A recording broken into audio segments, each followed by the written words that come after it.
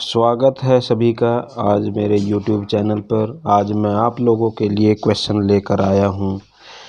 ज्ञान एवं पाठ्यक्रम knowledge and curriculum B.Ed second year paper number 8।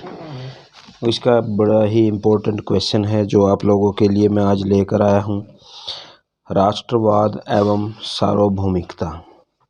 राष्ट्रवाद क्या है, आज हम पहले इसको देखेंगे। उसके बाद इसमें इसकी आवश्यकता क्यों पड़ती है, उसके बाद में कौन कौन सी ऐसी बाधाएं हैं जो राष्ट्रवाद के मार्ग में आती हैं और उन बाधाओं को दूर करने के लिए शिक्षा की भूमिका क्या है। तो चलिए शुरू करते हैं। चैनल को अगर सब्सक्राइब नहीं किया तो चैनल को सब्सक्राइब कर लेना और बेल वाले बटन को ज़रूर दबा लेना ताकि नोटिफिकेशन आपको मिलती रहे। वीडियो पसंद आए तो लाइक करना, शेयर करना। ठीक है, ओके, शुरू करते हैं। भूमिका, इंट्रोडक्शन। प्रत्येक समाज और समूह में एकीकरण श्रेष्ठ है। एकीकृत व्यक्तित्व एक सामान्य व्यक्तित्व की अपेक्षा श्रेष्ठ है। इसी तरह एकीकृत राष्ट्र सर्वोत्तम है। यह एकीकरण औपचारिक भी हो सकता है और नहीं भी। एकीकरण में विभिन्न पहलुओं का सम्मिश्रण है जिसमें सभी संयुक्त रूप से जुड़े हो सकते हैं। यह कमजोर या अत्यधिक कमजोर रूप से जुड़े हो सकते हैं, परंतु जब हम अपनी भावनाओं के आधार पर एक दूसरे से जुड़े हों तो यह दोनों रूप से आंतरिक और बाहरी लगाव होता है जो स्थायी और दीर्घकालिक होता है। इसलिए भावात्मक एकता राष्ट्रीय एकता का माध्यम है जो हमें अंतर्राष्ट्रीय सद्भावना, वैश्वीकरण एवं सार्वभौमवाद की ओर ले जाती है। राष्ट्रवाद क्या है, इसको देख लें। अगर हम राष्ट्रवाद किसी की अपने देश के प्रति दृढ़ भक्ति, देशभक्ति की भावनाएं, यह देश के प्रति वफादारी, प्रेम और भक्ति है। एक व्यक्ति जिसमें राष्ट्रवाद की भावनाएं होती हैं राष्ट्रवादी कहलाता है। देश के प्रति प्रेम और भक्ति की भावना तथा आत्म बलिदान की भावना राष्ट्रवाद है। एक सच्चा राष्ट्रवादी व्यक्ति दलों की राजनीति से दूर रहता है और देश की सेवा करने के लिए हर समय तैयार रहता है और किसी भी प्रकार के बाह्य खतरों से इसे सुरक्षित रखता है। राष्ट्रीय एकता की मौलिक बातें होती हैं सह अस्तित्व, सहन शक्ति, सहयोग और आपसी एकता। ये हम थोड़ी इंट्रोडक्शन इसके अंदर डाल देंगे। उसके बाद एक इसमें डेफिनेशन डाल देंगे। डेफिनेशन आप कोई भी ले सकते हो, मैं आपको डेफिनेशन करा रहा हूँ हुमायूं कबीर के अनुसार। राष्ट्रवाद वह है जो राष्ट्र के प्रति अपनेपन की भावना पर निर्भर करता है। उसके बाद इसकी नेक्स्ट पॉइंट आ जाएगी, हमारी हेडिंग आ जाएगी आवश्यकता और महत्व, नीड एंड इम्पोर्टेंस। आज देश की सर्वाधिक आवश्यकता राष्ट्रीय एकता द्वारा स्वयं को सुदृढ़ करना है। हमें राष्ट्रीयता और राष्ट्रीय सद्भावना में पूर्ण विश्वास होना चाहिए। ब्रूबेकर के शब्दों में राष्ट्रीयता शब्द का प्रयोग या शब्द का विकास विशेषकर फ्रेंच क्रांति के पश्चात हुआ। यह साधारण रूप से देश प्रेम की अपेक्षा देशभक्ति के अधिक व्यापक क्षेत्र की ओर संकेत करती है। राष्ट्रीयता में स्थान के संबंध के अतिरिक्त प्रजाति, भाषा, इतिहास, संस्कृति और परंपराओं के बीच संबंध आ जाते हैं। तो इसकी आवश्यकता क्यों पड़ती है, एक बार इसके पॉइंट को देख लेते हैं। राष्ट्रीय भविष्य में विश्वास, फेथ इन नेशंस फ्यूचर, लोगों के जीवन स्तर को ऊंचा उठाने के लिए, कर्तव्यों की गहरी भावना विकसित करने के लिए,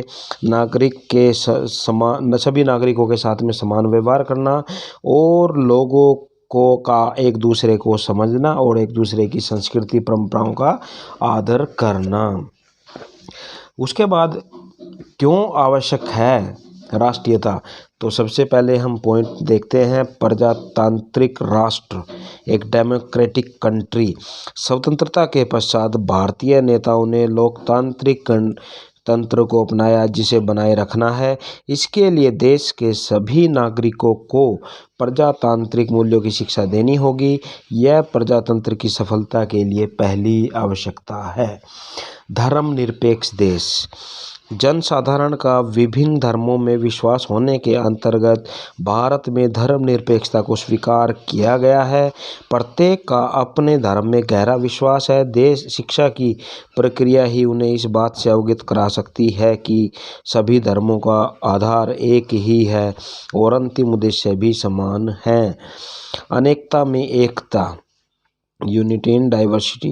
भारत में विभिन्न संस्कृतियों के लोग रहते हैं। कई बार तो यह देखा गया है कि विभिन्न संस्कृतियों में कई विभिन्नताएं हैं, चाहे उन्हें संगठित करने के कितने प्रयास किए जाएं, वे अलग ही रहेंगे और दूसरों के साथ जीवन व्यतीत करना पसंद नहीं करते।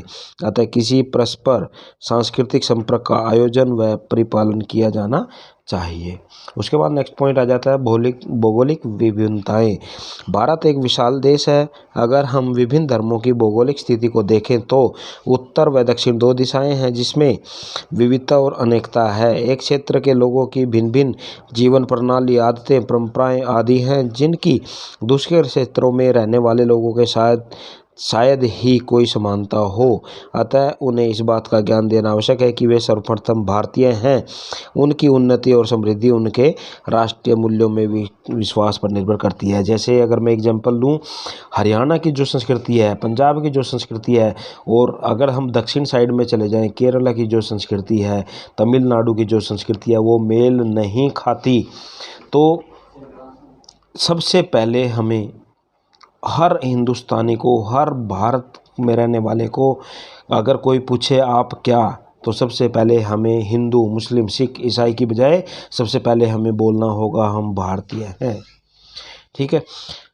भाषा विभिन्नता, वेरिएशन ऑफ लैंग्वेजेस।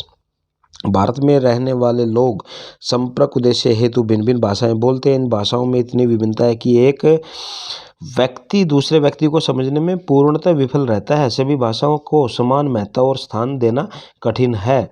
वास्तव में शिक्षा की प्रक्रिया द्वारा ही संभव हो सकता है। अगर हम बात देखें तो मान लो पंजाब के अंदर पंजाबी बोली जाती है, गुजरात के अंदर गुजराती बोली जाती है, तमिल के अंदर तमिलनाडु के अंदर तमिल। तो सभी राज्य की अपनी अपनी भाषाएं हैं। तो ऐसी जगह पे, ऐसे माहौल के अंदर किसी की भावनाओं को समझना कठिन हो जाता है। तो इसलिए हमारा त्रिभाषा फॉर्मूला महत्वपूर्ण हो जाता है कि हिंदी को राष्ट्रीय भाषा के रूप में स्वीकारना, और उसके पश्चात जो क्षेत्रीय भाषा है, एक भाषा वो और दूसरी अंग्रेजी। तो ये तीन भाषाओं का होना सभी के लिए ज़रूरी है। उसके बाद नेक्स्ट आ जाता है एक शक्तिशाली राष्ट्र, a mighty nation. Pandit Jawaharlal Nehru ने सुंदर शब्दों में लिखा है, हमें प्रांतवादी, संकीर्ण, सांप्रदायिक और जातिवादी नहीं बनना चाहिए, क्योंकि हमारे सामने बहुत बड़ा लक्ष्य है। हमें गणतंत्र भारत के नागरिकों की भारतीय लोगों में एकता स्थापित करनी है। हमें इस देश को शक्तिशाली राष्ट्र बनाना है और साधारण अर्थ में शक्तिशाली नहीं बल्कि विचार, कर्म, संस्कृति और मानवता की शांतिपूर्ण सेवा की दृष्टि से इसे शक्तिशाली बनाना है। उसके बाद नेक्स्ट पॉइंट आ जाता है संस्कृति का विकास, डेवलपमेंट ऑफ इंडियन कल्चर। हमें अपने सांस्कृतिक विकास के लिए राष्ट्रीय एकीकरण की आवश्यकता है। भारतीय संस्कृति विशिष्ट तथा उत्तम है। वह रक्षक के रूप में और सुशोभित करने वाली है। कला, चित्रकारी, मूर्तिकला, संगीत, नृत्य, राष्ट्रभाषा, राष्ट्रीय साहित्य आदि भी प्रशंसनीय है। ये रास्ता हमें और हमारे राष्ट्र को उन्नति की ओर लेके जाएगा। बाहरी धमकियों का सामना, फेसिंग एक्सटर्नल थ्रेट्स। देश में बाहरी धमकियां हमेशा होती हैं, क्योंकि न कोई ना कोई व्यक्ति या कोई ना कोई राष्ट्र दूसरे राष्ट्र की शांति और समृद्धि को सहने के योग्य नहीं होता। कोई भी दूसरे की अधिक उन्नति को देख नहीं सकता। देश की आंतरिक एकता प्रमुख है। भावात्मक एकता से नागरिक देश के शत्रु की धमकियों का सामना करने के योग्य हो जाते हैं। आधुनिक विकास, इकोनॉमिक प्रोग्रेस। देश का आर्थिक विकास तभी संभव हो सकता है जब देश में शांति हो और लोग अपने मन और आत्मा से अपने कार्य करने के लिए योग्य हों। राष्ट्रीय एकीकरण लोगों को इकट्ठे रहने में सहायता करती है और इसमें लोगों की सफलता और देश की सफलता निहित होती है। उसके बाद नेक्स्ट हमारा पॉइंट आ जाता है राष्ट्रीय एकता के अंदर जो बाधाएं हैं वो कौन कौन सी होती हैं। एक तो जातिवाद। हमारे देश के अंदर अनेक जातियों के लोग रहते हैं और किसी न किसी बात पे अगर वो लड़ते झगड़ते रहते हैं, और जो राजनीतिक माहौल है वो भी आज अगर हम देखें तो जातिवाद के ऊपर, कास्टिज्म के ऊपर ज़्यादा बेस्ड हो जाता है। तो इससे क्या होता है, राष्ट्रीय एकता के लिए ये खतरा साबित हो सकता है। दूसरा, प्रांतीयवाद। राष्ट्रीय अखंडता के मार्ग में यह भी एक बाधा है।